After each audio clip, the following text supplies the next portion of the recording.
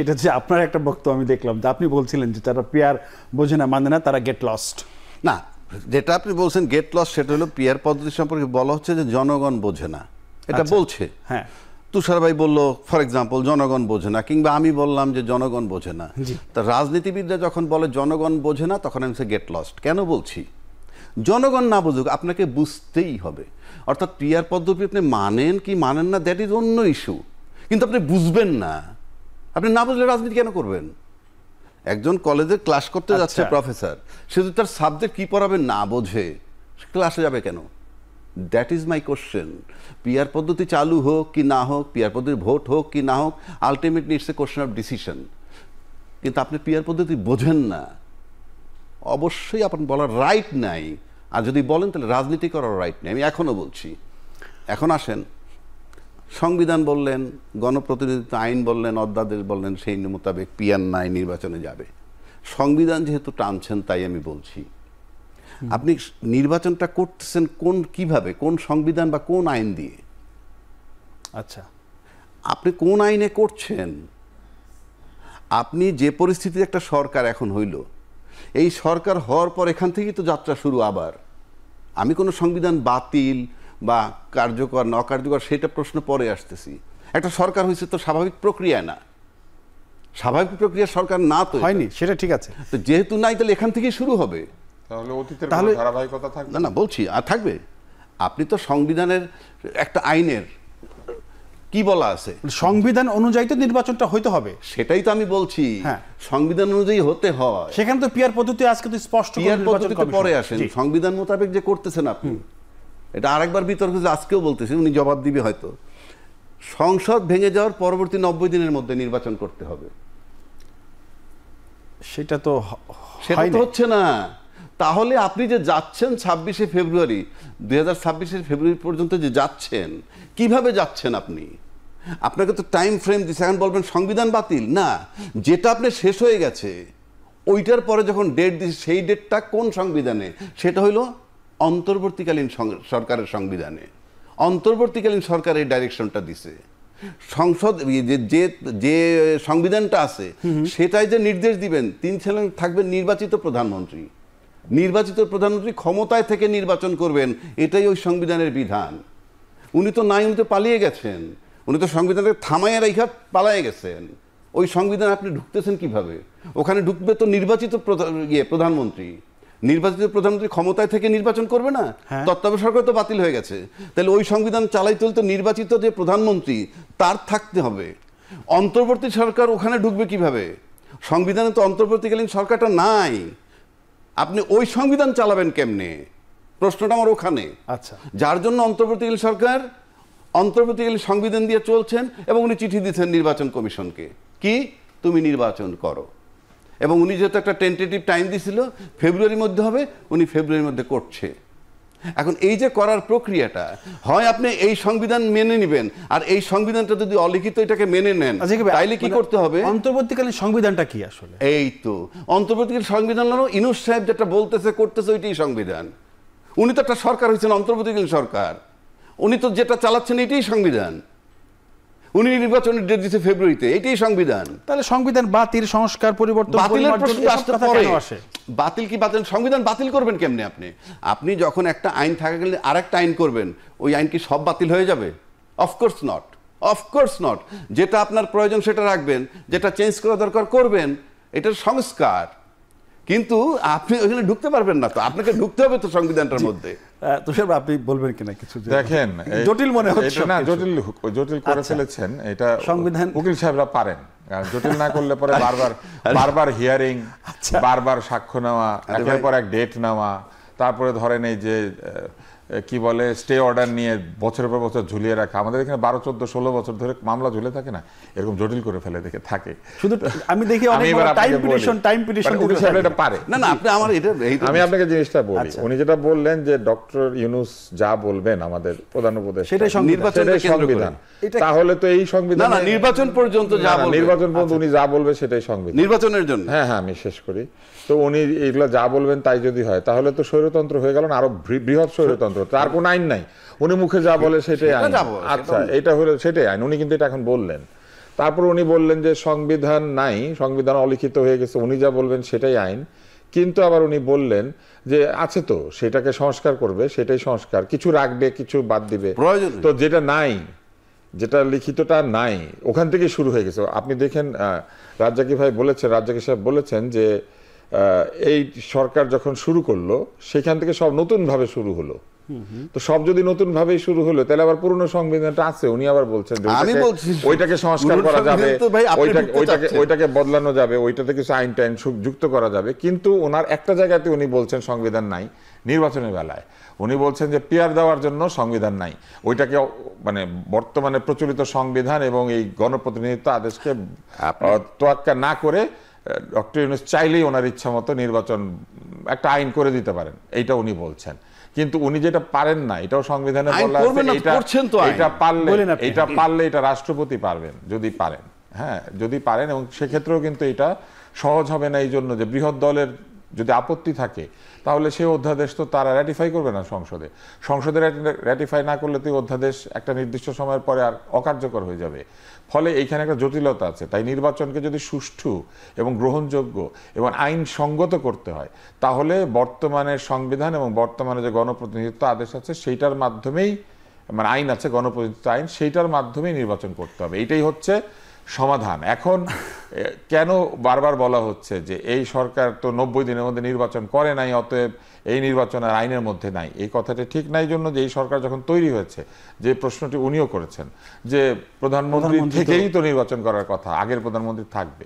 কিন্তু বিশেষ একটি অবস্থা, যে অবস্থায় প্রধানমন্ত্রী উপস্থিত নাই, বিগত প্রধানমন্ত্রী, এবং তিনি পদত্যাগ করেছেন বলেই আমাদেরকে বলা হয়েছে। ফলে তিনি যদি পদত্যাগ করে চলে গিয়ে থাকেন তাহলে এমন একটি আপৎকালীন অবস্থা তৈরি হয়েছিল যেখানে সংবিধানেরই 106 ধারা অনুযায়ী আদালতের কাছ থেকে, সুপ্রিম কোর্টের কাছ থেকে রেফারেন্স নিয়ে সরকারটি তৈরি হয়েছে। এবং সেই রেফারেন্সে সুপ্রিম কোর্ট কিন্তু বলেছে কেনই সরকার তৈরি হচ্ছে, এবং সেইখানে যে আদেশের মধ্যে নাই যেটি, সেটি হচ্ছে এখানে মেয়াদ নির্দিষ্ট করে নাই। মেয়াদ নির্দিষ্ট না করে দেওয়ার ফলে এই কথাগুলি বলার একটা সুযোগ তৈরি হয়েছে যে ওনারা যতদিন খুশি থাকবেন, ওনারা যা বলবেন সেটাই আইন। কিন্তু ওনারা যা বলবেন সেটা আইন নয়। ওনারা যদি যা কিছু বলেন, ওনাদের যদি এইরকম কোনো বড় সিদ্ধান্ত নিতে হয় তাহলে আবারও কোর্টের কাছে যেতে হবে, কেননা সুপ্রিম কোর্ট হচ্ছে বাংলাদেশের সংবিধানের প্রোটেক্টর। বাংলাদেশের সংবিধানের তারাই আপহোল্ড করবেন, তারাই সংবিধান অনুযায়ী দেখবেন কোনো আইন সংবিধান বিরোধী হচ্ছে কিনা, কোনো আইন সংবিধানের সঙ্গে সাংঘর্ষিক হচ্ছে কিনা, অথবা সরকারের যে কোনো কর্মকাণ্ড বা রাষ্ট্র পরিচালনায় যারা অংশ নেন তাদের যে কোনো কাজ সংবিধান বিরোধী হয়ে যাচ্ছে কিনা, এটা দেখার দায়িত্ব হচ্ছে সুপ্রিম কোর্টের। সুপ্রিম কোর্ট এই বিচার আচার করেন। ফলে এই যে জটিলতা উনি তৈরি করেছেন, এই জটিলতাটা আমি 4টা লাইনে বলে দিই। প্রথম বিষয় হচ্ছে সংবিধান বাতিল হয় নাই, ওই সংবিধান অনুযায়ী 106 ধারাতেই সরকার তৈরি হয়েছে এবং সুপ্রিম কোর্ট থেকে রেফারেন্স নেওয়া হয়েছে। দ্বিতীয় হচ্ছে এই সংবিধান বাতিল করলে অটোমেটিক্যালি এই সংবিধানের অধীনে যা আছে সবকিছুই তার লেজিটিমেসি হারাবে। ফলে এই সরকারও লেজিটিমেসি হারিয়ে ফেলবে, এমনকি কোর্ট নিজেও লেজিটিমেসি হারিয়ে ফেলবে। ফলে সংবিধান বাতিল করার সুযোগ এইভাবে নাই, সংবিধানকে সংশোধন করার সুযোগ আছে। 3 হচ্ছে এই সংবিধান একটি আইন রয়েছে, যে আইনটিকে র্যাটিফাই করা হয়েছে সংসদে, যেটা হচ্ছে গণপ্রতিনিধিত্ব আইন, এবং সেই আইনেই নির্বাচন কমিশন তৈরি হয়েছে এবং সেখানে পরিষ্কার বলা আছে বাংলাদেশে কিভাবে নির্বাচন হবে। নতুন কোনো আইন না হওয়া পর্যন্ত এইটাই আইন, এটাকে মানতে হবে। এবং চতুর্থ হচ্ছে আপনি যে বলছেন যে কোনো ব্যক্তির কথাই এই দেশে সংবিধান, এটা বলা হচ্ছে সংবিধান বিরোধিতা। এইটার বিষয়ে সংবিধানে অত্যন্ত কঠোর কথাবার্তা আছে। আমার মনে হয় যে এই কোনো ব্যক্তির কথাই সংবিধান, এটা আমাদের না বলাই ভালো, এটা সঠিক বক্তব্য না।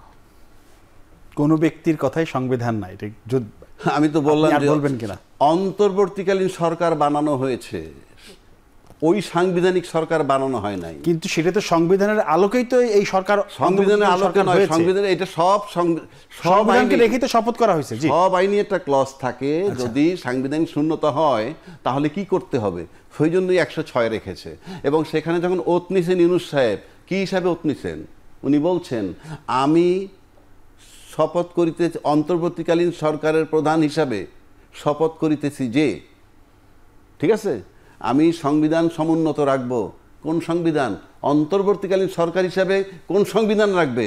তার সংবিধান, অন্তর্বর্তীকালীন সংবিধান। কিন্তু এখানে কি সে বললো যে আমি সরকার হিসেবে তার সংবিধান, সেটা বলতে সংবিধান, আর সেটাই শব্দ তো আসে না। সেটাই তো, তাহলে অন্তর্বর্তীকালীন সরকার আছে ওই সংবিধানে। Try to understand my point. ওই সংবিধানের মধ্যে কি অন্তর্বর্তীকালীন সরকার আছে? তাহলে আমি যেটা, আমার নাম যেই সংবিধানে নাই, আমার পদ যেখানে নাই, আমি সেটাই ঢুকবো কেমনে? এই জন্য এইটাই, এবং উনি যেটা বলছে 106-তে, এই জন্যই ওই সংবিধান মোতাবেক সে আছে। এই যে উনি যা চিন্তা করতেন, যেভাবে করতেছেন, এবং এই যে ফেব্রুয়ারিতে নির্বাচন দিছে, সবাই মেনে নিছে তো নাকি? হ্যাঁ, মেনে নিছে। তার আগে একবার নির্বাচন চাইছিল 3 মাসের মধ্যে, সেটা কি মনে আছে আপনার? হ্যাঁ। তা সেটা মনে থাকলে ওটা টু সাম এক্সটেন্ট ওই সংবিধানের মধ্যে ছিল, ভাঙার পর 3 মাসের মধ্যে। কিন্তু পরবর্তীকালে যখন যারা নির্বাচন চেয়েছিল, তারাই যখন আবার ইউনূস সাহেবের সাথে দেখা করে বলল ডিসেম্বর 25-এর মধ্যে নির্বাচন চাই, কোন সংবিধানে? এটা ইউনূস সাহেব যেহেতু চলে আসছেন, তাই ইউনূস সাহেবের কাছে চাইছে, এবং ইউনূস সাহেব বলছেন ফেব্রুয়ারিতে করেন, ওই সংবিধানে নাই। এখন একটা কথা উনি বলছেন, যেটা আমিও বলছি, এখন আমিও বলি, আমি দুইটা কথা বলবো এখানে। একটা হলো উনি বললেন যে 106 মোতাবেক একটা ওপিনিয়ন চাইতে পারে নির্বাচন কমিশন বা প্রধান নির্বাচন commissioner, he can send it this proposal to the president, and president আবার পাঠাইতে পারে। আরেকটা অপশন আছে, ইজি অপশন, কারণ এখানে অ্যাবসলিউট বলতে কিছু নাই, জনগণের ইচ্ছায় সব হবে। যেহেতু জুলাই ঘোষণাপত্র হয়েছে, সেই জুলাই ঘোষণাপত্রের ভিতরে মেয়াদ দেওয়া হয় নাই, এটা রাজনীতিবিদদের ব্যর্থতা আমি মনে করি, কারণ ইউনূস সাহেব রাজনীতিবিদ না, আমরা বারবার বলি। সুতরাং রাজনীতিবিদদের দরকার নির্বাচনের মাধ্যমে ক্ষমতায় যাওয়া, ইউনূস সাহেব চলে যাবে, সুতরাং ওই মেয়াদটা এখনও দিতে পারে, এখনও সংশোধন আকারে যেই জুলাই ঘোষণাপত্রটা দিছে, ওনার মেয়াদ 8ই আগস্ট 2024 থেকে 30 জুন 2026 পর্যন্ত দেওয়া হইল, এবং এর ভিতরে উনি নির্বাচন কমিশন নিয়োগ দিবেন, এবং উনি একটা নির্বাচন করে যাবেন। কারণ যে ইলেকশন কমিশনটা নিয়োগ দেওয়া হয়েছে, তাকে নিয়োগই দেওয়া হয়েছে সংবিধান মোতাবেক 3 মাসের মধ্যে নির্বাচন করার কথা, তাতে 7ই নভেম্বর 2024-এর মধ্যে নির্বাচন হওয়ার কথা, অথচ তার নিয়োগ হয়েছে 21 নভেম্বর 2024-এ এই নির্বাচন কমিশনের। ওনার নিয়োগই হয়েছে তারপরে, পরিবর্তিত নানা পরিস্থিতির কারণে এটা হয়েছে। মানে আপনি চাইলেই তো দিতে পারেন না, না, এটা কোনো সমিতি না, এটা কোনো ক্লাব না, আপনি ইচ্ছা মতো চালাবেন। এটা তো আমি বৈধতা দিলাম, উনিও তো দিল, 106-তে যান, অথবা জুলাই ঘোষণাপত্র সংশোধন করেন, হয়ে যায়। আপনি যে পার্লামেন্ট পর্যন্ত যাবেন, আপনি একটা প্রক্রিয়া তো যাবেন, কিভাবে যাবেন? সেই প্রক্রিয়াটা যদি না যান, ওইটা প্রশ্নবিদ্ধ হবে, এবং এই নির্বাচন কমিশনের পরিণতিও নুরুল হুদার মতো হওয়ার সম্ভাবনা আছে। বিরতির পরে সে বাকি আলোচনা করতে চাই। দর্শক, একটা বিরতি নিচ্ছি, ফিরছি শীঘ্রই, আশা করি সাথেই থাকবেন।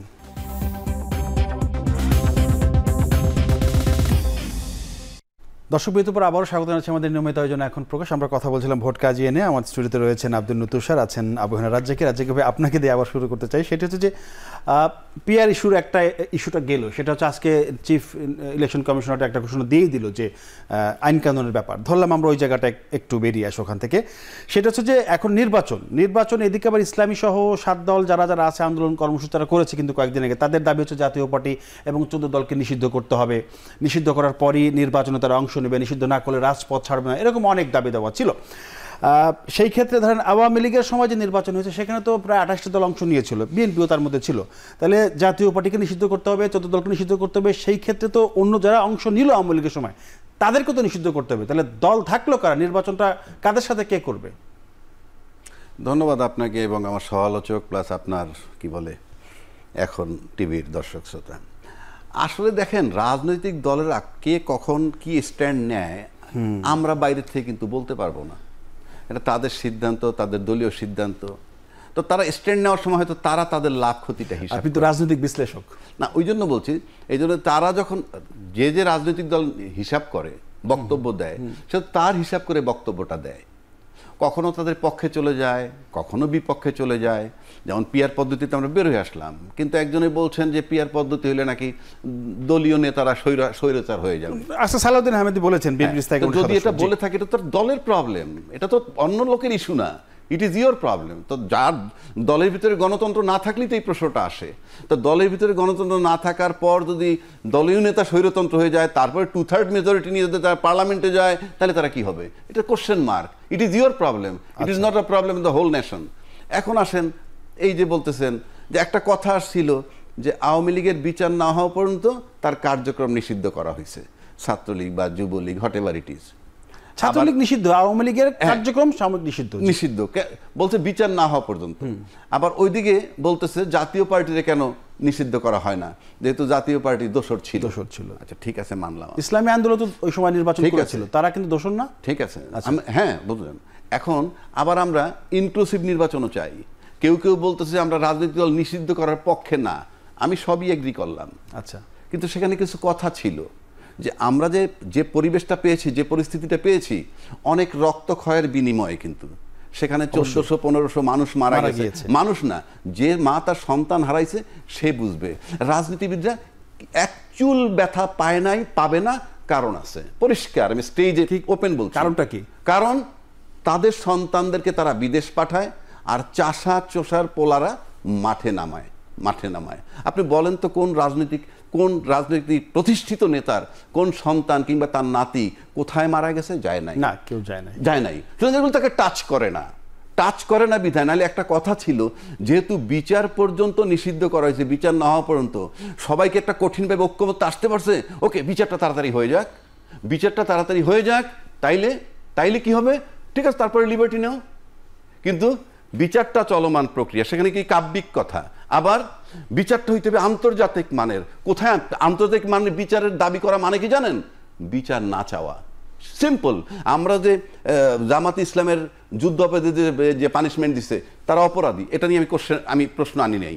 কিন্তু তাদের মৃত্যুদণ্ড কিভাবে দেওয়া হয়েছে আমরা দেখছি। আইনে ছিল না, শাহবাগে আন্দোলন করার পর আইন করে তারপরে করা হয়েছে। আবার তাদেরই একজন আসামি সম্প্রতি গেলে খালাস পেয়েছে। তাহলে কি পদের বিচার হয়েছে? ওগুলা তো গলা যেটা ঝুলছে তো চলে গেছে, সে আর ফেরত আসবে?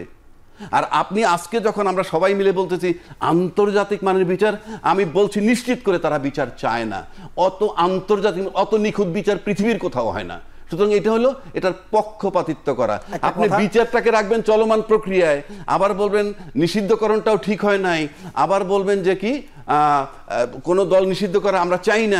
আপনারা তো বলেন যে justice হারিড, justice buried, justice delayed, justice denied. আপনারা তো বলেন, আমি বললাম দুইটাই তো আমি বললাম, হারিড and buried, denied, justice denied, justice delayed. কিন্তু প্রশ্ন হচ্ছে, আপনি স্পেশাল ট্রাইব্যুনালে যে মামলাগুলো করতেছেন, ওখানে তো লিমিটেড কতগুলো মামলা আছে।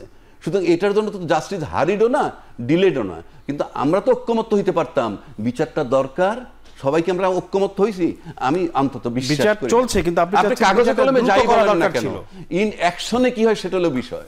আচ্ছা, তো স্যার আপনি একটু বলবেন এই একই ইস্যুতে যে মানে জাতীয় পার্টি 14 দল, তারা তো তাদের নিষিদ্ধ দাবি উঠেছে এবং ব্যাপকভাবে উঠেছে, রাজপথে অনেক আন্দোলন হবে। যেটা আমি প্রশ্ন করেছিলাম, তাহলে আওয়ামী লীগের মধ্যে অনেক দলই তাদের নির্বাচনে অংশ নিয়েছিল, বিএনপিও ছিল, কিন্তু সেই নির্বাচনে ইসলামী আন্দোলন ছিল, তারাও কিন্তু এখন তাদেরকে আবার কেউ দোষর বলছে না। তাহলে এতগুলো দল যদি নিষিদ্ধ হয়, আবার এদিকে ইনক্লুসিভ নির্বাচনের কথা বলা হচ্ছে, তাহলে নির্বাচনটা কাদের সাথে আসলে কিভাবে কি হবে? সরকারের নির্বাহী আদেশে কোনো দলকে স্থগিত বা কোনো দলের রাজনৈতিক কর্মকাণ্ড নিষিদ্ধ করাটা আসলে বুদ্ধিমানের কাজ না। কেননা দেশে তো আদালত আছে, এবং এই নিষিদ্ধকরণ তো এক ধরনের বিচার। এটা তো একটা বিচার যে আমি আপনাকে একটা শাস্তি দিলাম, একটা বিচার করলাম যে আপনি যেহেতু অনেক অন্যায় করেছেন, আপনি আর রাজনীতি করবেন না। তো এই বিচার কাজ করার দায়িত্বটা আসলে আদালতের, এই বিচারিক দায়িত্ব আসলে সরকারের না। কিন্তু আমি লক্ষ্য করছি, আমরা সবাই লক্ষ্য করছি যে রাজনৈতিক দলগুলি সরকারের মাধ্যমে এই রায় ঘোষণা করছে যে অমুক নিষিদ্ধ, তমুক নিষিদ্ধ, তমুক নিষিদ্ধ। এই নিষিদ্ধকরণের একটাই উদ্দেশ্য, সেটা হচ্ছে যে নির্বাচনের মাঠে যাতে প্রতিদ্বন্দ্বীর সংখ্যা কমে যায়, এবং যদি পিআর পদ্ধতিতে নির্বাচন হয় তাহলে এই ভোটের মাঠে দেখা যাবে যে অনুপস্থিত দলগুলির ভোটাররা যদি না আসেন, তাহলে পার্সেন্টেজ ওয়াইজ কাস্ট ভোটের একটা বড় পার্সেন্টেজ এরা পাবেন যারা নিষিদ্ধ করাতে পেরেছেন, অর্থাৎ যারা নিষিদ্ধের আওতা আসেন নাই। যেমন ধরেন 10টা ভোটের মধ্যে আমি 2টা ভোট পেয়েছি, মানে আমি 20%, কিন্তু 50টা ভোটের মধ্যেও তো আমি 2টাই পেতাম, কারণ আমার বিরুদ্ধে অনেক দল আছে, তারা তখন এই ভোটগুলি পেত।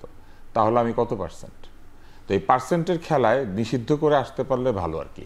পিআর পদ্ধতিতে অধিকাংশ দলকে নিষিদ্ধ করে 3-4টা দল আসলে পরে পার্সেন্টেজ অফ ভোটে বেশ একটা পাওয়া যেতে পারে, সুবিধা পাওয়া যেতে পারে, আসন সংখ্যা বাড়তে পারে। এছাড়া আসলে সকল দলকে সামান্য অপরাধ অথবা বৃহৎ অপরাধ, কোন অপরাধের জন্য আপনি নিষিদ্ধ হবেন, কোন অপরাধের জন্য আপনি স্থগিত হবেন, আর কোন অপরাধ করলেও আপনি রাজনীতি করতে পারবেন, এই জিনিসটাই তো নির্দিষ্ট করা নাই কোথাও। একটা জরিপের কতটুকু কি করলে পরে আসলে নিষিদ্ধ হবেন আর কি না করলে পরে আপনি নিষিদ্ধ হবেন না। কেননা গণহত্যার সাথে সম্পৃক্ত থাকার দায়িত্ব একাধিক দলের আছে বাংলাদেশে।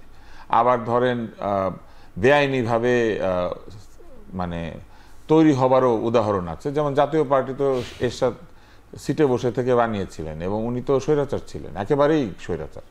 তো এরকম হয়েছে না, হয়েছে তো। তাহলে এখন কাকে আপনি আসলে বাদ দিবেন আর দিবেন না? এই দলগুলি রাজনীতি করেন, এবং আমার মনে হয় যে রাজনীতি যদি তারা বোঝেনি, তাহলে রাজনৈতিক প্রতিপক্ষকে রাজনৈতিকভাবেই প্রতিহত করা, রাজনৈতিকভাবেই পরাজিত করার চেষ্টা করা উচিত। এখন যেটা হচ্ছে, এটা হলে ভবিষ্যতে এরকম হবে। আজকে যারা নিষিদ্ধ চাইছেন, কালকে যে তারা নিজেরা নিষিদ্ধ হয়ে যাবেন না, এইটা তারা বন্ধ করতে পারবেন না, কারণ খারাপ নজর স্থাপিত হবে। আর বিচারের বিষয়টা শুধু একটা কথা বলি, আন্তর্জাতিক মানের বিচার বলে কিছু নাই। বিচারের মান সকল দেশেই একই হওয়ার কথা।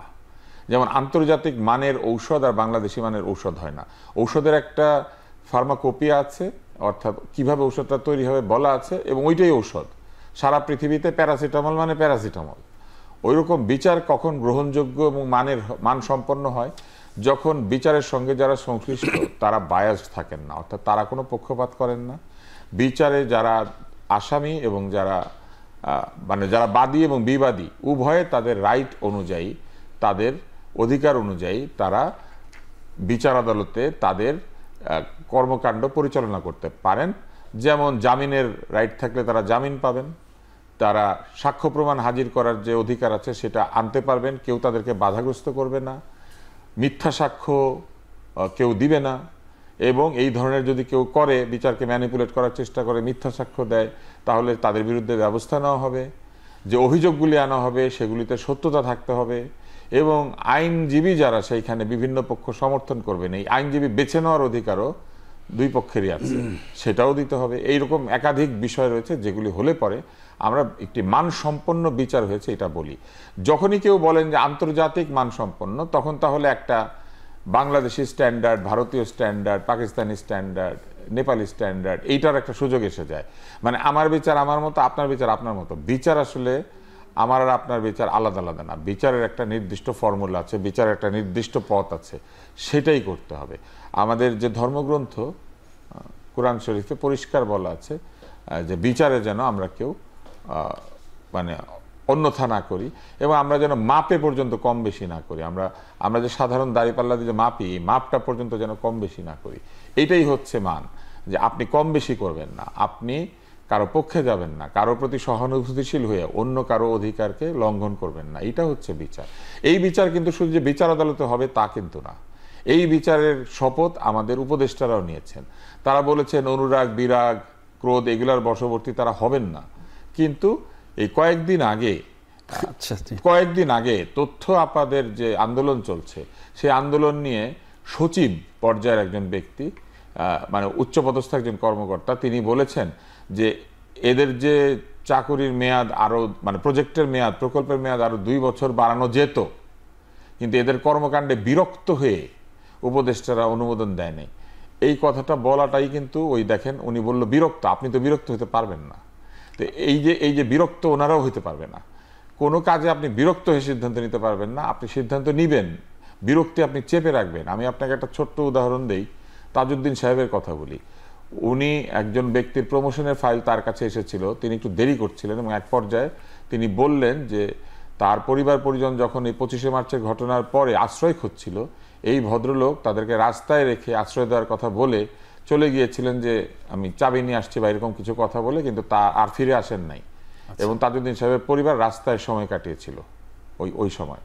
এই লোকটাকে উনি প্রমোশন দিবেন কি দিবেন না, এটা নিয়ে তার মধ্যে একটা দ্বিধা ছিল, কিন্তু শেষ পর্যন্ত উনি প্রমোশনের ফাইলে সাইন করেছিলেন এই জন্য যে ব্যক্তিগত ক্রোধ, অনুরাগ, বিরাগ এটার বশবর্তী হওয়া যাবে না। এবং এই কথাটার উল্লেখ একাধিক ব্যক্তি তার যে জীবনী নিয়ে গ্রন্থ লেখা হয়েছে সেখানে করেছেন। এইটা হচ্ছে এই অনুরাগ বিরাগের ঊর্ধ্বে থাকার একটা নমুনা। আপনি অনুরাগ বিরাগের ঊর্ধ্বে আপনাকে থাকতে হবে। ট্রাম্পের মোটরকেট যাবে সেই জন্য যে ম্যাকোকে আটকে দেওয়া হলো, এই আটকে দিয়ে যে সার্জেন্ট, সে কি করেছে, সে সকল প্রভাব অনুরাগ বিরাগের ঊর্ধ্বে উঠে তার দেশের আইনকে উপরে তুলে ধরেছে। তার উপরে নির্দেশ আছে পোটাস যাবে। পোটাস নিশ্চয়ই জানেন আপনি, president of the United States. So POTUS move করবে, ফলে সে কিন্তু ওইখানে তার আইন মেনেই চলেছে যে আমার দেশের আইন, আপনি যেই হন প্রেসিডেন্ট আপনাকে মানতে হবে, রাস্তায় দাঁড়াতে হবে। এইটা হচ্ছে অনুরাগ বিরাগের ঊর্ধ্বে থাকা। আমরা কি এটা করতে পারছি কিনা, এইটা হচ্ছে প্রশ্ন। একটু রাজ্যকে সেটা বলুক, আমরা আসলে এটা করতে পারছি কিনা। আসলে আমি ফেসবুকে দেখলাম যে ইমানুয়েল ম্যাক্রো, সে কিন্তু বলছিল যে আমাকে যেতে দাও, বা আমার নেগোশিয়েট করছি তোমার সাথে, লেট মি সি মাই পাস, এরকম বলতেছিল। তো তখন কিন্তু সার্জেন্ট তাকে আটকিয়ে দিয়েছে এবং বারবার সার্জেন্টও বলছে, sorry mister president, I am extremely sorry, I am really sorry, I know you are president. তারপরেও কিন্তু তাকে যেতে দেয়নি, কারণ মার্কিন প্রেসিডেন্ট সেখান দিয়ে যাবে। তখন আমরা দেখলাম যে ইমানুয়েল ম্যাক্রো ফোন করলো ডোনাল্ড ট্রাম্পকে, ফোন করে বলতেছে যে how are you, guess what, I am waiting in the street because of you, road is totally frozen. তো এরপর তাদের কথোপকথন যা হয়েছে সেটা আমরা তো শুনি নাই, কিন্তু এই যে রাজনৈতিক শিষ্টাচার, যেটা সবাই বললো যে রাগ অনুরাগের ঊর্ধ্বে ওঠে, এই শিষ্টাচার থেকে আমরা কত দূরে আছি? এটা তো আইনের প্রতি শ্রদ্ধাশীল, আইন মেনেছে বা আইনের শাসন আছে, তার একটা এক্সাম্পল। পাশাপাশি এটাও তো দেখতে হবে, সে তো আমেরিকার রাষ্ট্রপতির কোনো দাওয়াতে উনি আসেননি, উনি আসছেন জাতিসংঘের এবং সেই অফিসটা নিউ ইয়র্ক বিধায় সবাই নিউ ইয়র্কে গেছে।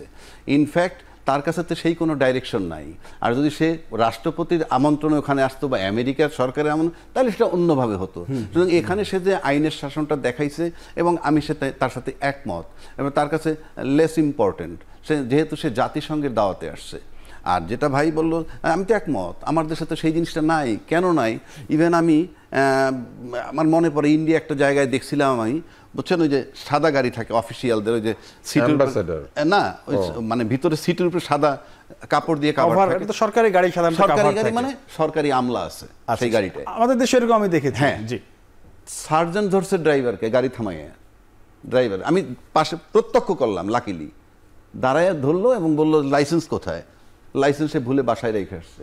পিছনে বোধহয় সম্ভবত এডিশনাল সেক্রেটারি লেভেলের একজন লোক, উনি কোনো কথা বলেননি। একটা ট্রাফিক সিগন্যাল আছে একটু জ্যাম সাইডে, কিছুক্ষণ পর ট্রাফিক তাকে ছেড়ে দিল, সার্জেন্ট একটা অনার দেখায়, কিন্তু দুইটা কথা বলে গেল। পরে দেখলাম সেক্রেটারি তাকে চার্জ করতেছে, মানে তুমি কাগজ নিয়ে, সে একটা কথা বলে নেই সার্জেন্টের সাথে। আর আমাদের দেশে কি হয়, ট্রাফিক জ্যাম মানে উল্টা পথ দিয়ে এমপি সাহেব যাচ্ছেন, ভিআইপিরা উল্টা পথ দিয়ে যাচ্ছে, আমরা দেখেছি। তাহলে তার মানে কিছুদিন আগেও গিয়েছে, তার মানে এটা আমাদের ট্রেডিশনাল, আমাদের অভ্যাস, আমরা আইন মানতে না পারাটারে বীরত্ব মনে করি। আবার যদি সরকারিভাবে আসেন, আপনি যদি দেখেন আজকে বিএনপি সবচেয়ে বড় দল, তারা আজকে নির্বাচন করলে ক্ষমতায় যাবে। বেগম জিয়া, ওনার 2 কোটি বা 3 কোটি টাকার একটা ঘটনা আছে, জিয়া অরফানেজ ট্রাস্ট বা কিসের, সেটা এক ব্যাংকের থেকে আরেক ব্যাংকে রাখছে, সেজন্য তাকে 7 বছর জেল খাটতে হয়েছে। আর হাজার হাজার কোটি তসরুপ করার পর তাদেরকে পত্রিকায় শিরোনাম দেয়, জনতা ব্যাংকের চেয়ারম্যান ধরার পর শিরোনামটা আসে কি, ঢাকা বিশ্ববিদ্যালয়ের অর্থনীতি বিভাগের প্রফেসরকে গ্রেপ্তার করা হয়েছে। তাকে যে ধরছে ওই টাকা আত্মসাতের জন্য সেটা না, অথচ খালেদা জিয়া কিন্তু 7 বছর জেল খাটছে। তার মানে বাংলাদেশের আইন চোখে দেখে, কিভাবে চোখে দেখে, পিছন থেকে যখন সরকার পরিচালনা করে। সুতরাং বাংলাদেশের আইন, বাংলাদেশের কালচার আপনি অন্য জায়গার সাথে মিলাতে পারবেন না। আমরা রেফারেন্স দিই বিদেশের, মেন্টালি আমরা অনেক অনেক কুৎসিত এবং অনেক পিছনের, ইন্টারনালি আমরা খুব ডার্ক। আমরা হইলাম ওই যে ক্ষমতা কেন্দ্রিক লোভ, মোহ, মাৎসর্য আমাদেরকে পেয়ে বসছে। এখানে কিছু করার নেই, কোনো দয়া মায়া নাই। যদি দয়া মায়া থাকতো তাহলে আপনি জুলাই আন্দোলনের পর যারা দাবি করে যে আমাদের 427 জন কর্মী মারা গেছে, এই দাবি করার পরে আমরা যে অ্যাকশনটা দেখতেছি, সেই অ্যাকশনে কিন্তু ওটা নাই, যেহেতু তাদেরকে টাচ করে না, কেননা তাদের কেউ ওখানকার ভিকটিম নয়।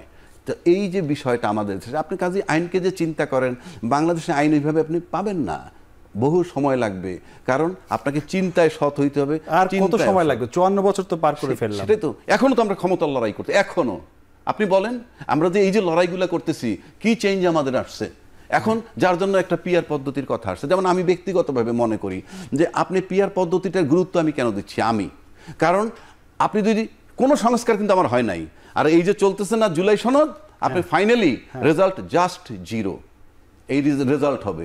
আর উচ্চ কক্ষ নিম্ন কক্ষ যে আলাপ হইতেছে শুভঙ্করের ফাঁকি। কারণ আপনি কি মনে করেন এত সংস্কার না নিয়ে অল্প কিছু নিয়ে কাজ শুরু করলে কি? নো, একটা সংস্কার করলেই হয়ে যায়। সেখানে হলো যে আপনি যদি সংসদীয় সংস্কার, যেটা সংসদীয় সংস্কারের একটাই রাস্তা এখন পিআর পদ্ধতি, অ্যাবসলিউট মেজরিটি পাবে না, এবং সব ওই যে কয় না যে সরকার নড়ে বড়ে হবে। সরকার নড়ে বড়ে হবে কেন? আপনি যদি সৎ হন, আপনি যদি ট্রান্সপারেন্ট হন, আপনার ভয় কিসের? আর আপনি 3টা সিট পেয়ে যদি কেউ আপনার চাপ দেয় কোনো কাজ করতে বাধ্য করার জন্য, সেটাও জাতি দেখবে, জনগণ দেখবে। বলা হচ্ছে সকালে এক সরকার, বিকেলে আরেক সরকার, এরকম। হ্যাঁ হচ্ছে তো, সমস্যা কোথায়? সেটা কি জটিল হবে না? কেন জটিল হবে? আবার তো নির্বাচন লাগবে না, সেটার জন্য একটা নির্বাচন তো লাগবে না। ওকে, আমি পারলাম না, তো তোমরা করো, সব বিয়ার পদ্ধতি যে ইটালির মতো দেশে, জাপানের মতো দেশে 4বার 5বার সরকার বদলায় 5 বছরে, ইভেন ইংল্যান্ডেও পাল্টাচ্ছে। তো কি হয়েছে? নির্বাচনের পদ্ধতি এক জিনিস, আর দুর্নীতির দায় সরকার তাড়াই দেওয়ার এক জিনিস। আমরা দুইটাকে মিলাইয়ে ফেলি। আপনি সরকার তাড়াচ্ছে যে কোনো দেশে, আমাদের পদ্ধতিতে যে নির্বাচন হয় সেখানেও সরকার তাড়ানো হয় না? এই সরকার তাড়ানো হয়েছে না? পদ্ধতির সাথে কিছু আসা যায় না। আপনার খাচ্ছত কি, দ্যাট ইজ ইম্পর্টেন্ট। জি, আমাদের খাসলতি চেঞ্জ করতে হবে, আমরা ওই জায়গাটা কাজ করে। দর্শক, একটা বিরতি নিচ্ছি, ফিরছি শীঘ্রই, আশা করি সাথে থাকবেন।